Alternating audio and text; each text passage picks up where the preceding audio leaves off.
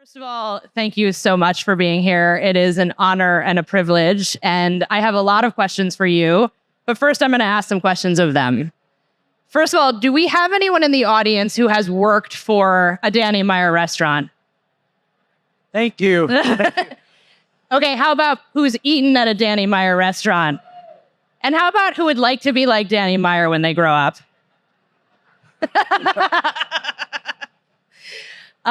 Speaking of growing up, I'd love to start there.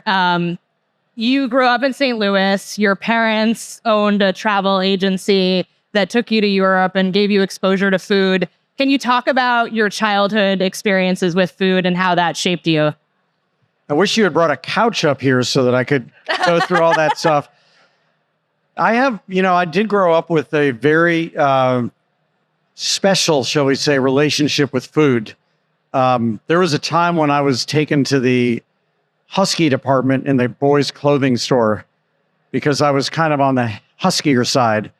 And part of the reason was I just couldn't taste enough things. Huh. In fact, if I'd been a kid and I went out here to Baldor Bites, I would have probably eaten something from every single table out there. And I would have mixed and matched all the different flavors. I'd go to St. Louis Cardinals baseball games, and they had great condiments with the Redbird Red Hots. So I'd get the Redbird Red Hot, and I'd go to the damn condiment station. And I would swear to God, I'm the only kid that ever did this. If it was a 8-inch long hot dog, I would put a different condiment on every inch. So onions, pickle relish, ketchup, mustard, Mall's barbecue sauce, just so I could have a different taste experience with every single bite. And I just, I was always sneaking food. I would wake up on Sunday mornings at 5 in the morning, and I would raid the refrigerator and cook food for myself as if no one could smell it. But I cleaned it up so that it was spotless in the kitchen by the time everyone woke up, whenever they woke up. We had a dog named Ratatouille when I was in second grade, a million years before that movie came out. So it was shall we say, a weird relationship with food, but little did I know I was being educated for what I would ultimately do. See. And when you first graduated from college, you actually didn't go directly into the food business. You went into sales and you sold point of sale retail systems, I think, for Checkpoint. And tell me about that and like how being in sales shaped who you are and what that moment was that kind of shifted your perspective. Yeah, well, I never thought I was going to go into the restaurant business because it's just not something we ever talked about doing. I don't know. It's a different era today. And if I'm proud of one thing in my career, it's that I've worked really hard to show people that this is an incredibly valid career choice, taking care of other people and expressing your passion for food and hospitality. But that's not what I was brought up to do. As a matter of fact, I was either going to go into journalism or law, not because I wanted to be a journalist or a lawyer, but because I thought that's what my family would approve of because I had a poli-sci degree in college. And yeah, I was interested to this day, I'm interested in politics, not to be a politician, but I follow the news. I've always loved it. But I would have been the world's worst lawyer for one thing. But probably right after college, I did get a job way before I was selling electronic tags to stop shoplifters, which I did for 3 years, which was certainly not, I think, was going to be what my life was cut out to do. And I learned a lot in sales for sure. But I think what I learned even more was the first job after college. When I was interested in politics, I was working for a guy who was running in 1980 as the independent presidential candidate. He was running, his name was John Anderson. He was running against Jimmy Carter, the incumbent, and Ronald Reagan, who obviously won. My guy got 6.5% of the vote. Obviously not nearly enough to win, but it was enough for me to get my last $214 a week paycheck, which was great. But the biggest lesson I got from that is something I think has maybe done more for me than anything in sales ever did or anything else, was that I was 22 years old. 100% of the people who reported to me were volunteers. Nobody in this, independent presidential campaign. As I said, I was kind of a volunteer getting $214 a week, but 100% of the 24 people who reported to me were volunteers. Half of them were older than I was. The other half were younger. And I had never been a leader of anything in my life. And so when I think back to the lessons I learned, that how do you motivate people who don't get a paycheck? The only way to motivate them is to have a higher purpose. So the real reason you should want to come to work every day, I can't dock you your pay if you don't show up. I can't give you a bonus if you do a great job. All I can do is to remind you constantly why we are doing this. And as I think back to that experience, years later, when I opened Union Square Cafe, 5 years later, when I was 27 years old, and obviously people were not volunteering to work there, but I took that same kind of leadership approach, which is to have a higher purpose for why we are doing this. And I believe I know for a fact that that's something that to this day, I would like to believe that we try to treat the people who work for us as if they are volunteering, even though they get a paycheck, meaning that if we have the privilege of working with you, which is how you feel if they're all volunteers, then we owe you something even beyond a paycheck. We owe you a place you can believe in and a product you can feel proud of and the opportunity to learn constantly. So I'd say that job, which was only 8 months long, probably did more for my leadership journey than anything else. I love that. I love that, thinking about all of your employees as volunteers. So the way you got into the restaurant business started with a conversation with your uncle. What was that conversation? And you were down the path of going to law school and maybe even the next day taking the LSAT. Yeah, well, so the one thing I have to share is that I was such a lazy high school student. This was before the Common App. Some of you may have heard of the Common App, where you can apply to 25 schools with one application. We didn't have that back then, full stop. And I was lazy, second full stop. I applied to 3 colleges only, and I was rejected, and waitlisted. So I was in nowhere.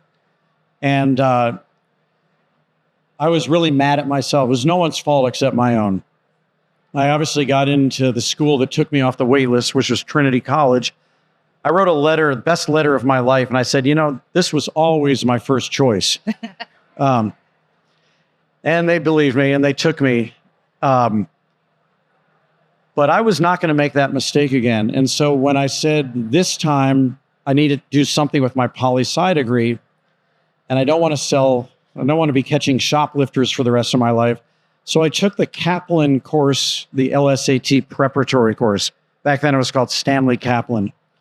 And I studied really, really hard because I said, this time I'm going to apply to a lot of law schools, and I'm going to make sure that I'm prepared, unlike last time. And the night before taking my LSATs, I was out for dinner with my aunt and uncle at an Upper East Side restaurant that I still go to a few times a year, because you'll see in a minute, it's actually a very pivotal place for me. Because at that dinner, the night before taking my LSATs, I was in an absolute grumpy, awful, rotten mood, because I thought I was in a rotten mood because I was the only one who couldn't drink Chianti that night at the table, because I had to wake up early for my LSATs. But the real reason, my uncle asked me, "What's eating you anyway?" And I said, "Well, I have to take my LSAT in the morning." He said, "Of course you do, because you want to be a lawyer." And I said, "No, I actually don't want to be a lawyer." And he basically threw his spoon down, his pasta spoon. Back in the days, they served a spoon with your spaghetti. And he asked me the best question anyone's ever asked me in my whole life. Also the weirdest question. And he said, "Do you have any idea how long you're going to be dead anyway?" And I said, "No." "Well, why? What do you?" He said, "I don't know either, but you're going to be dead a hell of a lot longer than you're going to be alive. Why would you do something you don't have any passion for?" And I said, "I don't know what else I could do." And it was that night and that dinner, the night before taking my LSATs, that my uncle said, "You got to be kidding me. All I've ever heard you talk about your entire life are restaurants and food." And I said, "So should I just go eat in restaurants the rest of my life?" And he said, "No, you damn fool. You could do that, but you should open a restaurant." It had never, ever, ever occurred to me. So I did take the LSAT. I don't think I did well. I do know that I never applied to one law school. But the very next, that was a Saturday morning, the LSAT. That next Monday, I enrolled at the New York Restaurant School and took a restaurant management class. Do you work there? Does it still exist? These were the days when every street corner in New York City had one of these yellow plastic boxes, and you opened it up to get the free brochure of all the ways you could spend money taking classes from people who were experts at what they did. So I enrolled in the New York Restaurant School, and I never looked back. And I worked in a restaurant in New York City called Pesca. It was a Italian seafood restaurant. I did that for 8 months. And then I went to France and Italy to cook for 4 months. And then I came back and opened Union Square Cafe. That's an incredibly pivotal moment. And so interesting that you would have gone down a different path if it hadn't happened. Is that perfect? Yeah, it's easy to say I would have gone down that path, but I wouldn't have, because I probably wouldn't have gotten into any law school. And I just, the lesson that I took from that, and I really try to share with everybody, if you are fortunate enough, and I think most of you would not be in this room right now if you did not have a passion for food and making people feel better with food at one level or another. I mean, what a gift to be able to do the thing you're passionate about. And my uncle was right. It's sad for me how many people either don't have the privilege of doing a job that really, sorry, I'm not trying to make a pun, but really feeds their own soul so that they can feed other people's souls. It's sad for me, but it's also sad for how many people actually did have that choice, and they did the thing that they thought they were supposed to do rather than the thing that's really connected to their passion. So, Abhishek was walking me around the floor. You can just feel the passion oozing from everybody out there. All the people who either made the food or are distributing the food or who imported the food, and the people who are buying the food. That's kind of Passion City. They call it Basketball City, but it's today Food Passion City. Yep. So that first year of Union Square Cafe, now it'll be 40 years next year, I think. And a lot of restaurants don't make it past the first year, and you'll have made it 4 decades. What does that take, and how did you get through that first year? A lot of humility, I think. And I think that hospitality is a humble pursuit. It's a pursuit where I always say that hospitality is an awful lot like a hug. You've got to be kind of hopeful that the person you give a hug to is going to hug you back. Trees don't do that very well, right? Have you ever tried hugging a tree? It kind of just sits there. But in hospitality, I think you believe that when you do something that makes someone else's life better, it's actually going to come feed you back. And I think that, like a hug, the best way to get one is first to give one. Mm-hmm. And I think that's what hospitality is. I think that a lot of people in our industry, and I'll sign myself up for that, are people who are really good at giving hugs because they like getting hugs. And I don't just mean literally, but I mean that when you do something that makes someone else feel better, it actually makes you feel really good yourself.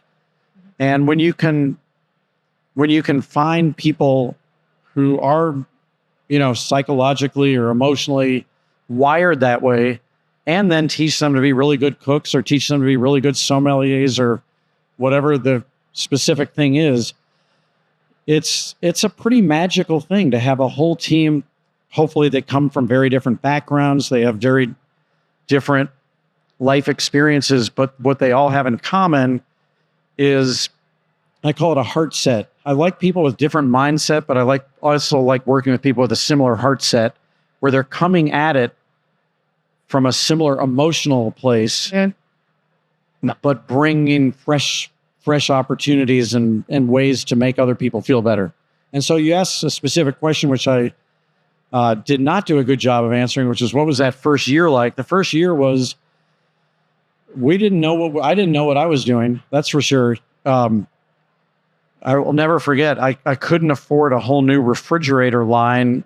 I took over New York's first vegetarian restaurant, Brownie's, which was in its 49th year. So Union Square Cafe this year we're going to be 39. Next year we'll be 40. So we still have a ways to go before we get to be like Brownie's, the restaurant we took over from. But I had to reuse almost everything there because I couldn't afford to buy new stuff. So I had the whole refrigerator line. We put, I don't know what, from mica something so it wouldn't look like a 49-year-old beaten up refrigerator behind the whole bar. So the whole back bar was used refrigerators. Well, we couldn't get one of them to refrigerate under like 34 degrees. So not quite freezing, but no one wanted their wine at that temperature. In fact, I got in a lot of trouble once. That's a whole other story. But we kept all of our dessert wines in one of those because dessert wines are kind of good when they're that cold. And we called it the medicine cabinet. And the reason we needed a medicine cabinet is every night we probably pissed off at least 20 tables because we couldn't get the food out of the kitchen, couldn't get the cocktails off the bar. We just were really bad. And so we'd go they'd go, Danny, medicine cabinet for table 32. And I would go there. This was my first year. And I think I had seen this in Italy at some point when I was younger, but I would just put like 4 or 5 bottles of medicine, really good dessert wines, on the table with a bunch of glasses and just say, help yourself. And generally that would take someone who is really mad and they'd leave a little bit happier. But I just spent the whole year, it's figuring out what can we do to make sure that whatever you came in with, you're going to go home feeling a little bit better.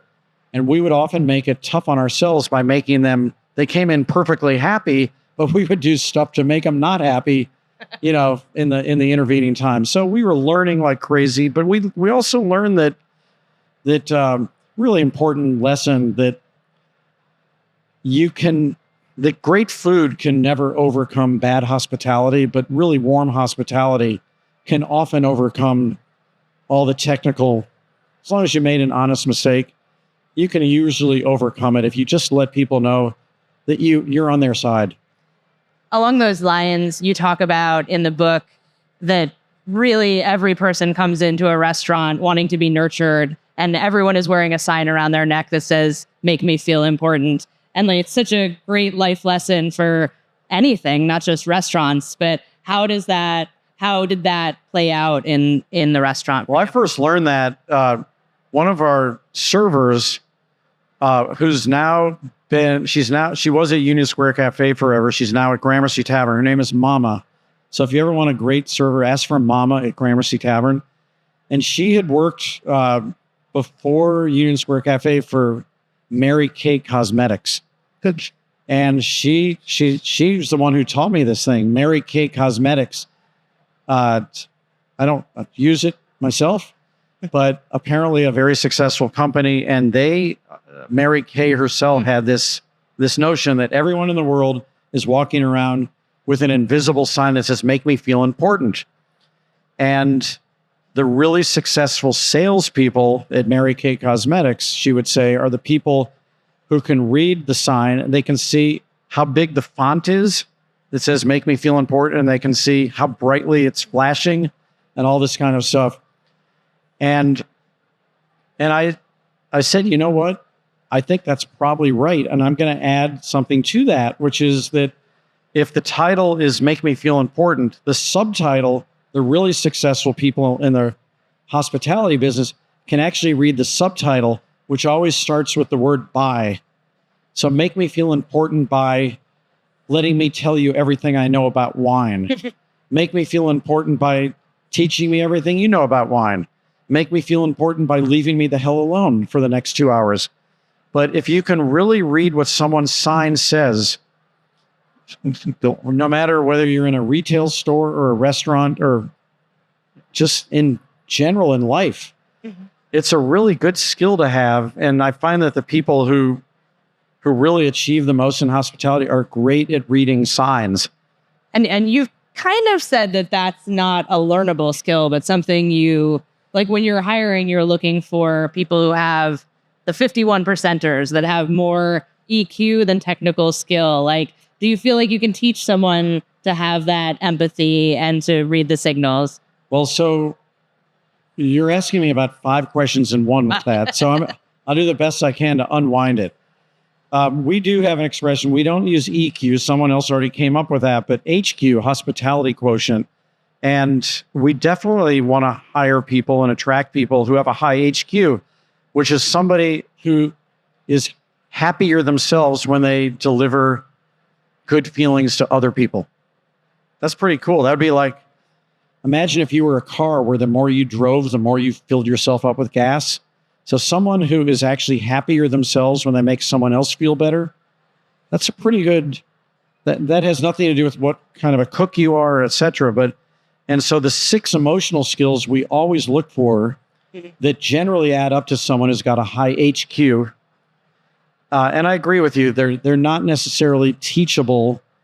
They're emotional skills that, maybe just part of your wiring. It could be something that you learned from your mom or your dad or your aunt or uncle or your favorite teacher long before we ever met you. But what we can do with these 6 emotional skills, besides recognizing them, and we can teach people how to hire for them, teach people how to ask questions that generally let you see pretty clearly where these 6 emotional skills are.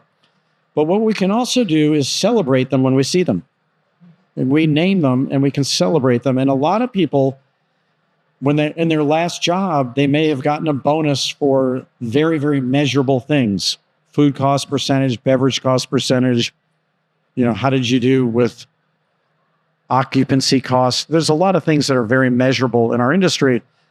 HQ, we have not yet figured out how to measure that. I would like to someday. But because those people may have come from a company where they got a performance bonus based on measurable things, no one ever celebrated these skills, these hospitality skills. I can't stand when people call them soft skills. That diminishes them. I think it's hard to have hospitality skills, or everybody would have them. But the 6 emotional skills we look for, which are really obvious, but I'll tell you, when you really focus on them, you can really up your batting average on hiring for high HQ, are kind optimism, curiosity, work ethic, empathy, self-awareness, and integrity. And we go very, very deeply, specifically into what each of those words mean to all the people who hire in our company. But you mentioned empathy, and I'll take that. I think that empathy is, they're all obvious, as I said, but empathy is having the unique ability to walk in someone else's shoes. That's one part of the coin. But the other side of the coin is having the unique opportunity to understand and care about the wake you leave in your path as you go through life. So how, not only do I care about maybe what it might feel like to be you in this situation, but I'm also aware of how I am making you feel. And we all leave a wake in our path, just like a boat does when it goes through the water. And I think we're responsible for that wake. So that's just one of the 6, but that's an important one. And because we talk about that right off the bat with people, we talk about all of them right off the bat with people, it gives us the opportunity to have, I think, constructive conversations with people. How do you get to whether a candidate has those qualities in an interview process? Well, I wouldn't say, are you empathetic? Yeah. Because you'd say, yes, of course I am. I've asked questions like, how have you used your personal empathy in your last work situation? Self-awareness, I think, is such a cool, important thing. I look at self-awareness almost as if it's your personal weather report. And I don't know about you, but either the night before or certainly that morning before I get dressed, like today, I always look at my schedule for the day and I look at the weather report before I decide what I'm going to wear. I don't usually wear a sport coat, but I had this on my calendar today. And So I looked at my schedule, but I also looked at the weather report for the day. Mhm. Well, we have our own personal weather report, also known as what we wake up with every morning. And just like the weather is, we say, oh, it's bad outside if it's pouring rain. That's not bad. It just is. It's nature. What are you going to do about it? No. Right? So if I wake up and I'm having a 72 degree, no humidity, sunny sky kind of day, I believe hospitality is a team sport. And if I'm self-aware and I'm having that kind of day, which happens in my life about as often as it happens in real life, which is sometimes, right? Then my job is to go, hospitality is a team sport. My job is to go spread that to everyone. If I wake up on the wrong side of the bed, or I wake up tired, or I wake up anxious, or whatever, doesn't make me bad any more than it's bad. We'll have a day soon enough where it's 78 degrees and 90% humidity, and I don't really want to go outside in that, but guess what? I'm going to do something about that, either by the way I dress or turning my thermostat down or whatever. If I'm having that kind of a day, I have to be aware of that. So we do have a great question, which I've always loved to learn about somebody in a job interview, to understand their self-awareness. And I learned this from one of my longtime business partners, Richard Corain, but I use it all the time, which is, what's the greatest misperception other people have about you?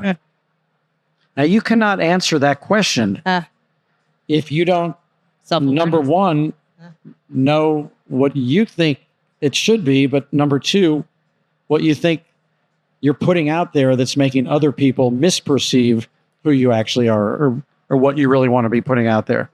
So that's a great question that I love asking for that one. But Okay.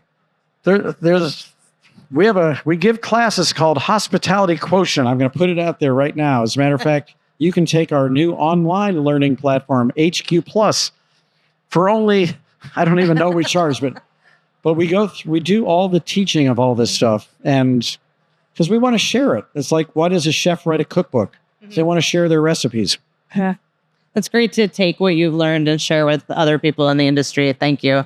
The theme of this event is play with your food. We're talking a lot about creativity today. How do you think about creativity in your work? Well, I love it.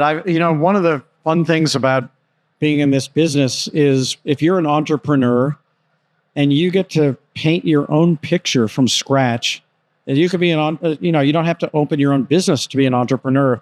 I think entrepreneurs are people who see a problem that before someone else saw was a problem, and they figure out a solution that is unique to them. And that's one of my very, very favorite things about what we do. And sometimes you can do that with a recipe. Sometimes you can do that with how you set up your dining room, or you can get a new piece of technology that solves a problem for people. But I do like to play with my food. And as a matter of fact, I'm still playing with my hot dogs after all these years. Take that the right way. So for example, I went to an event in California, and they had all kinds of food stations at this event. You've probably been to these kind of events, like a really gourmet thing where you could have a raw bar over here, and they had a white truffle station where they're shaving white truffles over barley risotto. And I mean, everything was really fun. There was a terrine station over here. I think 100% of you would have enjoyed this event. And meanwhile, I saw there was this great station where they were making caviar parfaits. So some kind of potato creme fraiche thing at the bottom of the little parfait glass, and a big, pretty good portion of caviar on top. And it was yummy. And I had one or two of them. I got in good with the caviar guy.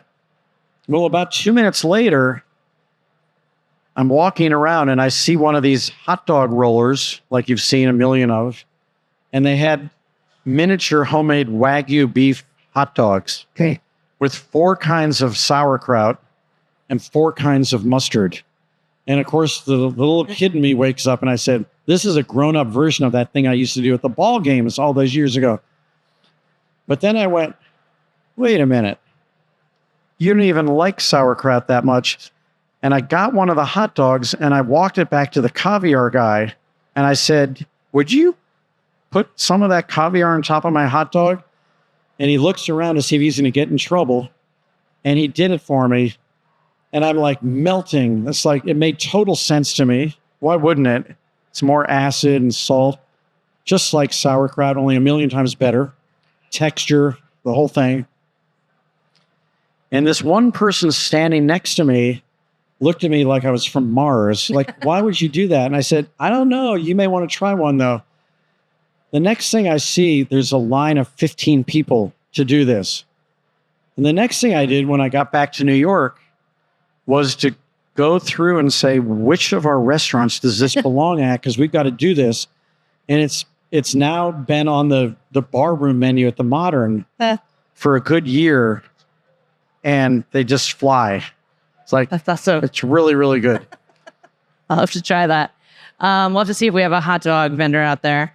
And a caviar vendor. You guys I know we have a caviar vendor. Do it yourself. Okay, I'm going to give you speed round questions. First thing that comes to your mind, the favorite of your restaurants to eat at for you?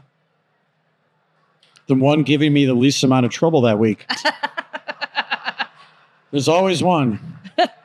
Your favorite ingredient to cook with? A corkscrew. I haven't learned the boot trick to get the cork out otherwise. And as long as I got that wine going, I'm going to cook you something really good. Least favorite food?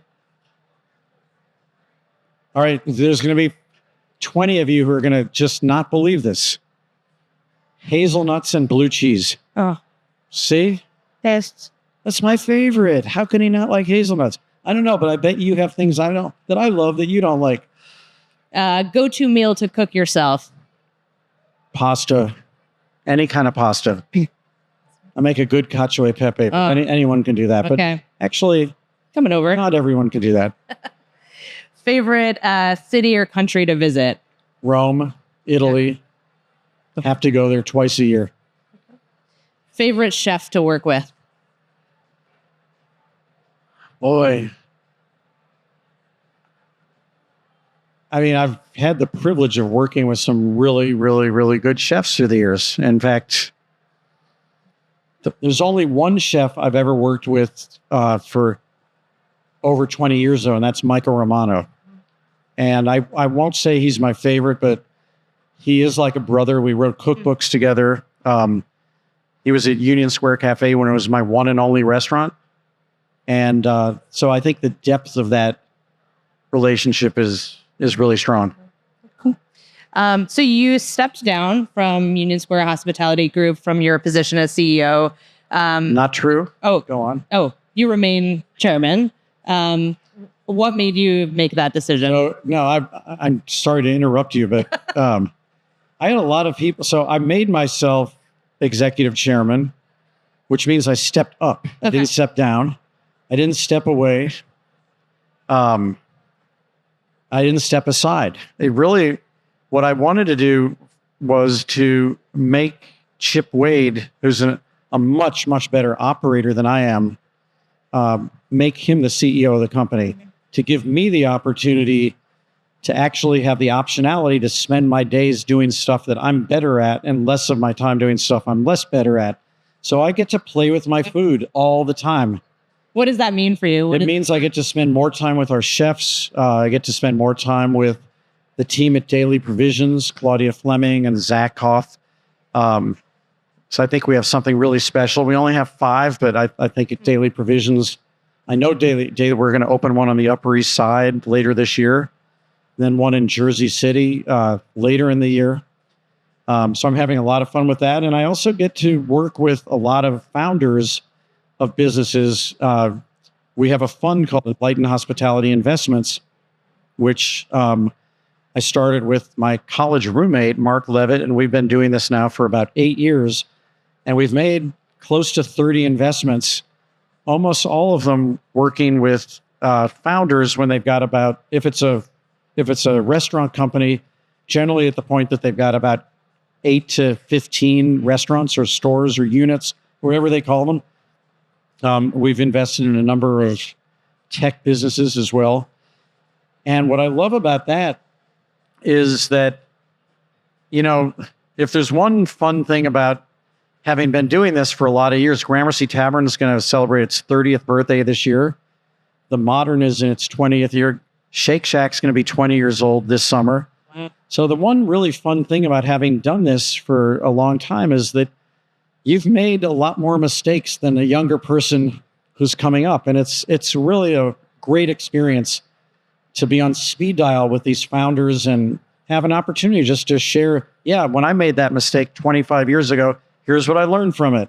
And you shouldn't have to keep making that kind of mistake that I learned from myself. As you're probably seeing concepts all the time coming to you for potential investment.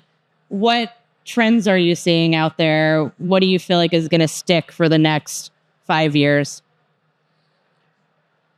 I think we're living in it absolutely, and you can see it right on the other side of this curtain here, but this is a golden age for food. People have been exposed to more good food. People have gotten to travel more. Even if you can't travel, you can, food images jump off the page. Look, when I was coming up in the industry, if I wanted a new idea, I had to go to Italy. I had to learn to speak Italian. I had to learn to read maps. I had to go to restaurants. I had to draw pictures because we weren't carrying a pocket plagiarist the way we all do today. We couldn't just go to websites and not only see the food that looked good, but see what the reviews were of the food, right? So it's a golden age right now, and that's not going to stop. People care more about quality than ever. And I also think that because of that everybody's carrying around a very powerful computer in their pocket, it's very quaint that we call it a phone. Almost no one uses it a phone, but our time is stretched more than it's ever been. So more quality. We have to provide experiences that are more convenient for people, that respect people's time more. And I think more hospitality. I think what we do in a world that is increasingly distant, because it's really easy to send a text to somebody and not look someone in the eye. It's easier than it's ever been to do your work from home and not go into an office. And I think people are craving human touch more than ever. And I think that what we do is more needed than ever. And I think that, and we see this right now. I bet a bunch of you do as well. In my entire career, I've never seen people start coming out to the restaurants earlier than they're now coming out. 4:30, the bars start to fill up. 5 o'clock, 5:30, the dining rooms. That used to be really old people or pre-theater only. And now it's like a 5:30 or 6 o'clock reservation is as hard to get as a 7:30 or 8 used to be for a lot of reasons. Number one is I'm leaving from my home. I need social stimulation. My boss isn't going to see me leaving, so I'm going to go now. And I would also say that more people are happy to get a better night's sleep. I think more people are aware of their health than they were. And I also think one other thing, there's more really good entertainment we all have. We didn't used to have 8,000 choices of what we could watch on a big screen, right? At a touch of a fingertip. So there's a whole lot of things that are adding up to this. So what do the trends mean? You better serve better food. You better give better hugs. You better make it easier for people to get what they want. All that said, on one hand, we have the ability to have more convenience than we've ever had. You could push a button and have food on your desk, in your home, within minutes without getting off your rear end. But you're not getting any experience from that. And no one in this room would say the food tastes better when someone put it in a plastic container, gave it to a delivery person, and it came to you.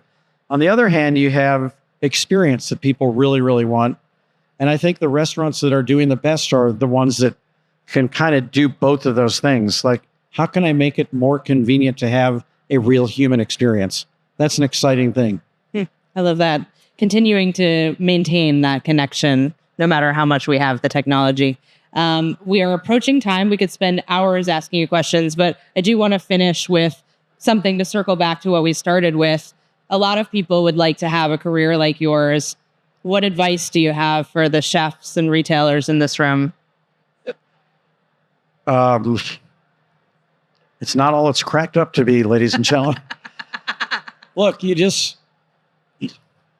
I never wanted to have more than one restaurant. I wanted to prove to myself that this itch I had to do something that was a deep passion of mine was worth scratching. And that's why I opened Union Square Cafe. And I opened a restaurant that, if only it existed, would have been my favorite restaurant at the age of 27. I never in a million years thought or believed it would work. I never thought or believed I would love it so much that I would make a career out of it. I never thought I'd believe I'd get to meet people like you and talk about it almost 40 years later. The greatest restaurateur that I ever saw when I was coming up in the industry was someone named Joe Baum. And he had this great expression, which is that a classic restaurant is defined by a restaurant that outlives its first lease. So Union Square Cafe is now in its third lease.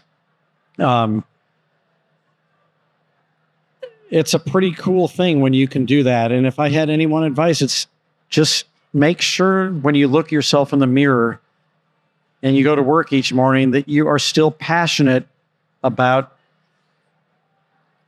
caring for the people who work on your team so that they can be successful.